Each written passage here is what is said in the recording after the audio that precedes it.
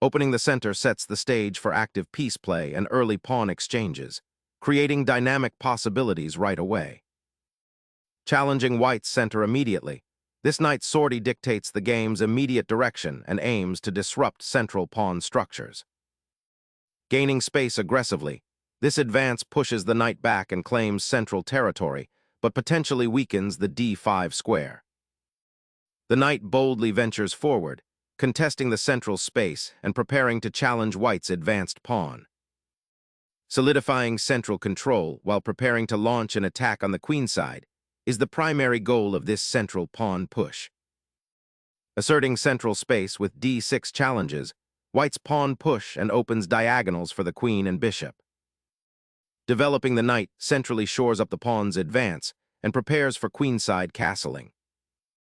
Capturing the pawn opens the d-file, potentially challenging white's central control and creating dynamic play. Recapturing the pawn strategically liberates the knight, creating dynamic central influence and potential attacking lines.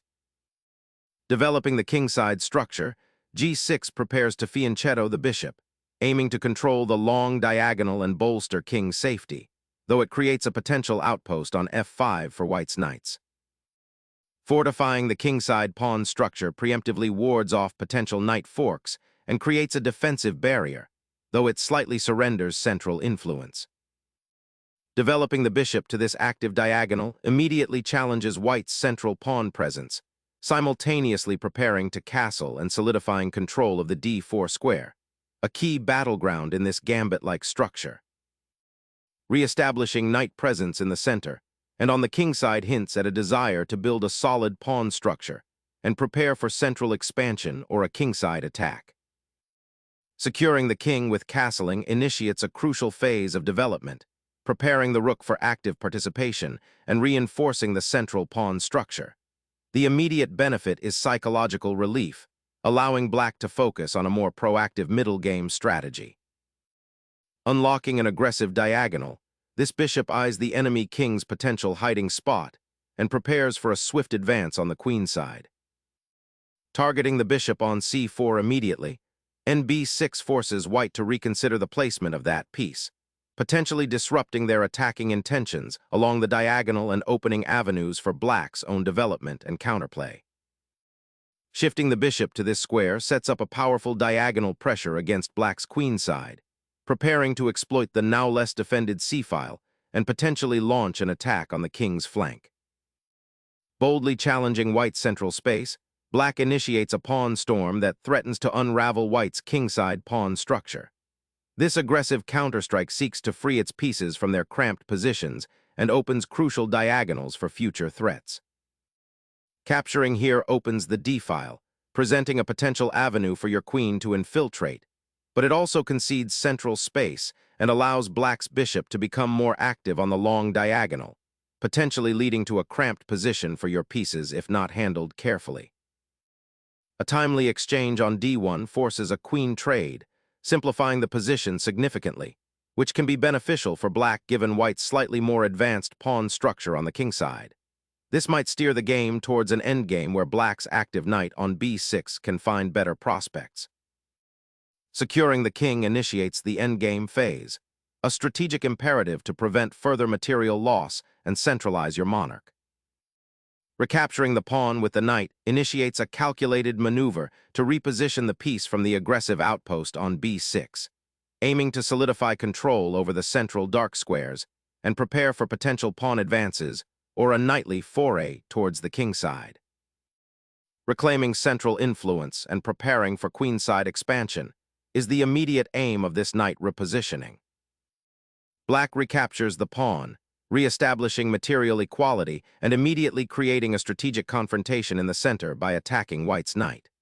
This move is less about brute force and more about subtle positional redirection, aiming to disrupt white's central pawn structure and potentially open lines for black's pieces later. It's a calculated decision to invite an exchange, hoping to simplify the position favorably or force white into less comfortable defensive maneuvers, thereby setting the stage for a more active middle game. Challenging black's central pawn control, white repositions the bishop to a more active diagonal, eyeing the queenside and potentially preparing for a kingside attack by supporting future pawn pushes or by swinging over to the g-file. This square offers good scope for the bishop, now protected by the knight, and prevents black from simply advancing their c-pawn unimpeded. It's a subtle maneuvering piece, aiming to improve white's piece coordination and exert pressure on the d6 pawn indirectly. Sensing an opportunity to disrupt white's pawn structure and gain a foothold in the center, black decisively captures the knight, accepting the doubled pawns but aiming for active piece play in return. Opening the file provides an immediate avenue for the rook to participate in the action, potentially targeting weak pawns or supporting an advance on the queen side. Developing the knight to c6 aims to restore the pawn structure's equilibrium, challenging white's central control, and preparing to contest the open c-file that will soon materialize once the c-pawn advances. Relocating the monarch to the first rank, away from the central crossfire and preparing for potential future skirmishes on the queen side, offers a pragmatic approach to securing the king's safety as pieces begin to simplify. Reactivating the bishop and preparing to challenge the open c-file demonstrates a proactive stance, aiming to disrupt white's pawn structure and perhaps exploit the temporary lack of king safety. Opening the d-file now aims to activate the rook and exert pressure, a sensible reaction to black's development, which has left that particular file somewhat neglected. Activating the rook to the d-file now forces white to confront the looming pressure on that open pathway, potentially disrupting their coordination and creating targets for future incursions. Initiating a rook exchange to simplify the position and transition towards an endgame, this move forces a concrete decision from black regarding the open file. The rook repositions to the now open central file, an essential step in transitioning towards an endgame where open lines become paramount for piece activity and potential pressure. Pushing the rook to the flank here initiates a crucial endgame maneuver, aiming to activate this often passive piece by potentially rerouting it to a more impactful file or by supporting a pawn advance later on. Solidifying control over the queenside expanse and preparing to contest the open c-file represents a pragmatic, albeit slightly passive, stance. Repositioning the bishop to control the crucial long diagonal, this maneuver simultaneously prepares to contest the open d-file and offers a safe haven for the piece away from potential knight skirmishes on the queen side. A commendable effort to activate that rook along the semi-open c-file, aiming to wrest some control from white's raking bishop. Initiating a central pawn thrust, ND, boldly challenges the knight and seeks to exploit the lingering disarray in black's pawn structure, potentially paving the way for an outpost for white's own forces. Embracing a more robust central presence, black repositions its bishop to support the pawn chain and prepare for potential pawn pushes, aiming to activate its pieces further and contest white's control over the d-file. A bold repositioning, this knight ventures deep into enemy territory, aiming to disrupt black's nascent attacking plans and potentially exploit weaknesses in the pawns now forming a somewhat static chain. Strategically repositioning the bishop to a less active square, this maneuver prepares to contest the d-file and aims to create opportunities for the knight on c6 to infiltrate the queen side. Asserting control over the c-file by the rook, this maneuver aims to disrupt black's harmonious piece placement and potentially exploit any discovered tactics or weaknesses around the d7 knight.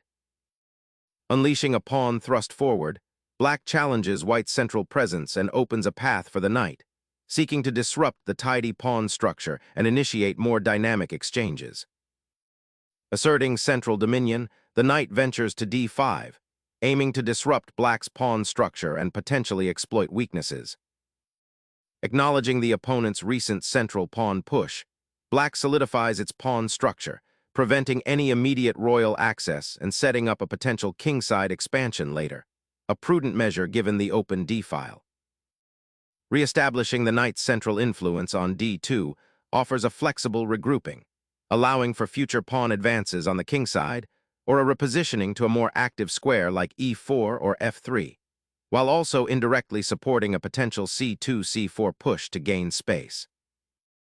Safeguarding the monarch from potential pawn storms or discovered attacks on the d-file, This move also subtly prepares for future kingside expansion by clearing the h-pawn.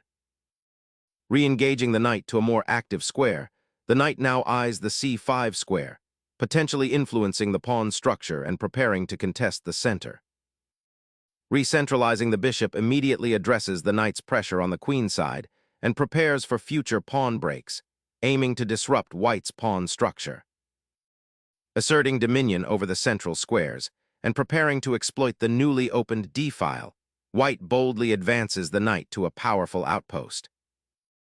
Preparing to contest the open file while simultaneously offering shelter to the rook's current position. Initiating a forceful invasion, this rook's redeployment to the c-file establishes a formidable pawn-grabbing threat on c5, simultaneously challenging black's central structure and aiming to pry open lines for white's remaining pieces. Reclaiming its central square from the aggressive knight, black's bishop now eyes the potentially vulnerable kingside pawn structure that white has allowed to form. Anchoring the bishop on c7 disrupts the fluidity of black's queenside pawn structure and aims to restrict the bishop's activity on the long diagonal. Seeking respite from the looming bishop's dominance, black endeavors to dismantle white's menacing structure by challenging the aggressively placed rook on the 7th rank, hoping to untangle its own forces and regain some much-needed pawn protection on the queen side. Unleashing a sacrifice to simplify the position, white aims to exploit the king's exposed location after the exchanges. Accepting the sacrifice reshapes the pawn structure, opening crucial diagonals and potentially isolating white's doubled rook pawns, forcing a re-evaluation of piece activity in the center. Striking the knight with your own knight immediately simplifies the position, aiming to exploit black's isolated rook pawn and potentially create a passed pawn on the c-file with the remaining queenside majority, a clear endgame advantage. A tactical blunder that surrenders material. This captures the knight, but allows white to secure a dominant knight on c8 with tempo against the bishop, likely leading to further material loss or a decisive positional advantage. Securing the rook's retreat to the 2nd rank initiates a subtle repositioning, aiming to activate the piece after the recent exchanges and prepare for potential pawn advances on the kingside.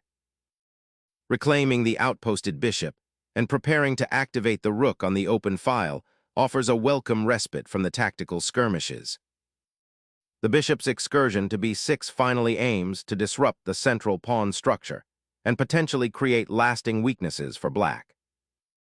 Accepting this pawn sacrifice solidifies your central pawn structure, creating a more robust and interconnected network of soldiers that will be difficult for white to dislodge and offers future expansion possibilities. Sacrificing the knight here decisively cracks open the queenside pawns and sets up an inevitable pawn storm. Strategic insight, *** white achieves a favorable exchange, transforming a complicated, slightly awkward position into one with a clear material advantage and a path to victory. By forcing the bishop capture, white clears the way for the pawn to advance, aiming to create a passed pawn that will become a dominant force. The pawn structure created after nxb6 will be difficult for black to manage. Focus on endgame transition. ** The ensuing pawn endgame, should black be forced to accept this sacrifice, will favor white significantly. Black's remaining pawns will be isolated and difficult to defend against white's 2 connected passed pawns on the queen side. Pawn structure dynamics. ** This bold knight sacrifice fundamentally alters the pawn structure. White willingly gives up a piece for the positional advantage of creating unstoppable queenside threats. Black's central pawns are no longer a significant threat once the knight is gone. Tactical geometry. ** Observe how the knight's departure creates a vacuum that white's pawns can exploit. The geometry of the board now favors white's queenside expansion, with the pawn poised to march forward, supported by the rook. King safety consideration. ** While black's king has been relatively safe, the upcoming pawn push will force black to commit defenders, potentially exposing the king later in the game. Unleashing the kingside pawn storm might seem aggressive, but it weakens the kingside pawn shield, leaving the monarch precariously exposed. The monarch ventures out from behind the pawn shield, seeking shelter from potential threats and aiming to participate more actively in the unfolding endgame, potentially eyeing central squares or opposing flank advances. The Black Monarch finds a safer haven, initiating a process of simplifying the position and preparing for potential pawn advances. Reactivating the King's central presence, this maneuver aims to anchor the monarch for future maneuvers while simultaneously eyeing the remaining pawn structure and potential weaknesses. Unleashing pawns forward initiates a dynamic shift, aiming to disrupt White's currently solid structure and carve out attacking avenues for your monarch. Relocating the knight to c4 aims to challenge Black's pawn structure and potentially create outposts. The Black Monarch, having been cautiously shuffled from the center, now ventures outward, seeking a more active role amidst the simplified board. This repositioning aims to exploit the open diagonals and potential pawn advances that the recent exchanges have facilitated. Bolstering the pawn chain to prevent immediate piece incursions and prepare for a potential kingside, pawn push forms the immediate purpose of this maneuver.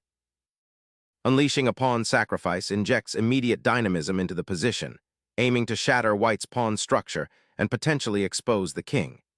This aggressive pawn push bypasses the need for a more gradual build-up, forcing White to make a difficult decision about accepting the material. It's a bold attempt to seize the initiative and disrupt White's current comfortable setup, creating counterplay where none seemed readily available. The king ventures out, seeking active participation in the unfolding endgame, a bold gambit to steer the proceedings away from passive maneuvering. Opening the king's path to the center with the pawn push creates immediate diagonal tension and challenges White's pawn chain. Unleashing the pawn break, the immediate capture opens a clear path for the pawn to advance, challenging Black's central pawns and aiming to dismantle their defensive structure. This forceful pawn thrust forces a strategic decision from Black regarding the disposition of their own central mass. Liberating the bishop from its cramped position on the e4 square, this move dramatically reintroduces tactical possibilities that were absent moments before. This particular decision aims to solidify White's central pawn structure, preventing Black from establishing any advanced pawns on the c-file and creating a strong, unassailable outpost for the knight. Activating the bishop to its optimal attacking square, this maneuver simultaneously defends the d-pawn and prepares for potential pawn pushes on the queen side, aiming to destabilize White's structure. Shifting the knight to the center offers White a more active presence, aiming to exploit potential weaknesses in Black's pawn structure. The Black king, finally finding a bit of breathing room after navigating a minefield of passed pawns and exchanged pieces, ventures out from its defensive posture. This bold step aims to participate actively in the unfolding endgame, perhaps seeking out targets or offering support to its remaining troops. Seizing the opportunity to free the b-pawn, this move aims to create a powerful passed pawn on the queen side, which could prove decisive in the coming endgame exchanges.